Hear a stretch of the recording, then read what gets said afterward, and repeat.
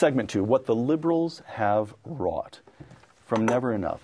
Progressives and New Dealers supplanted a government kept on a short leash to protect liberty, with a government able to lay claim to all the powers it needs to promote welfare. Close quote. What you're getting at here, we just got at the growth of the welfare state. What you're getting at here is the intellectual groundwork that got laid during the period of the New Deal. Right. Explain how that happened. Right up until the New Deal, it is understood in the courts, in the academy, elsewhere, that the federal government is to be tightly limited, and then something happens. Yes. Well, the Depression happens, of course, which creates a political opening that had not been there before.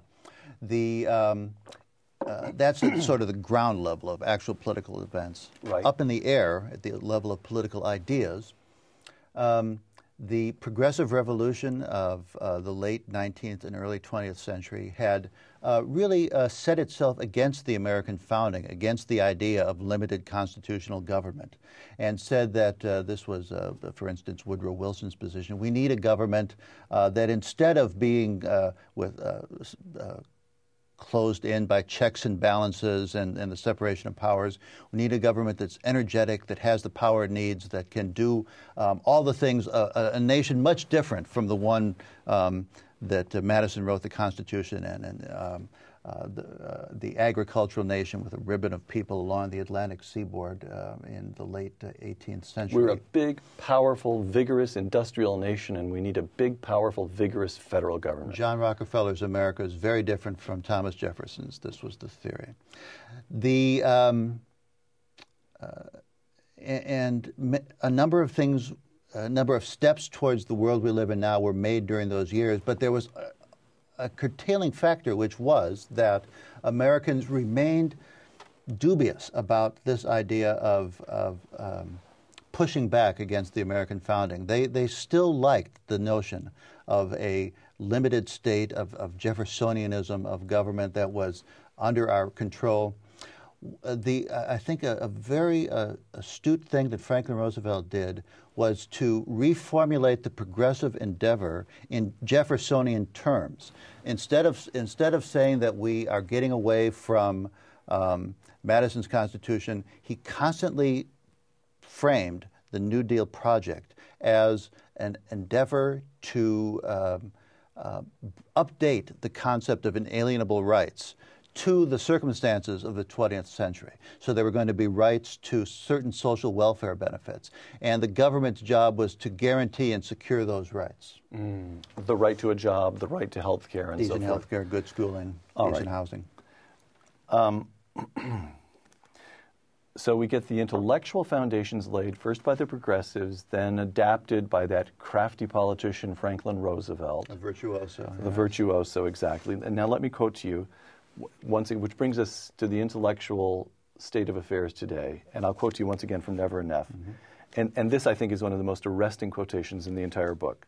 Quote, "What would be the size and nature of a welfare state that was not contemptibly austere, that did not urgently need a larger budget and a broader agenda?" Close quote. In other words, if you could give the liberals everything they wanted, what would the welfare state look like? To continue the quotation, the answer to this question is, well, that there is no answer to this question. Explain that, Bill. I started working on the book with what the lawyers call a good faith effort to... Silly you. Well... Go ahead. The premise was this. For 75 years, since the start of the New Deal, at least, American liberals have been saying that the welfare state we actually have is woefully and criminally insufficient, that it doesn't spend what it needs, have the resources, do what a just, decent nation ought to. So my premise was that if there are these constant complaints about the welfare state's insufficiency, there must be, if you sort of follow the arc of that logic, a perfectly sufficient welfare state out there, kind of a platonic ideal, right, that, as you were just saying, has the money it needs, the programs, does what it needs, and doesn't need one more thing to be better.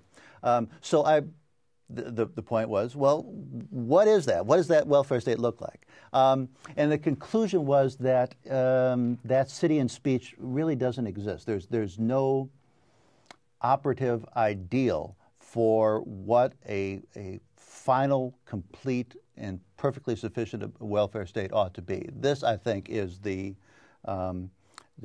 most interesting and troubling feature, I would say, about the liberal intellectual and political project. So let me ask you if this is a fair summary of the liberal welfare state project of the last 8 decades.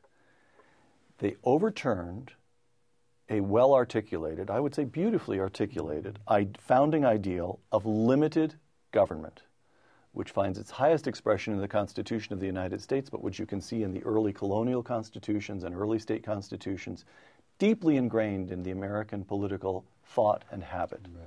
They overturned this well-articulated ideal of limited government in favor of a new ideal, the welfare state, which is, when it comes right down to it, fundamentally incoherent.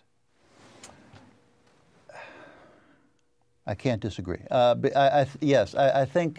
Make the best argument for them that yeah. you can. Well, how about if I put it that way? Yes. I mean, all right, devil's advocate, I think their best argument is that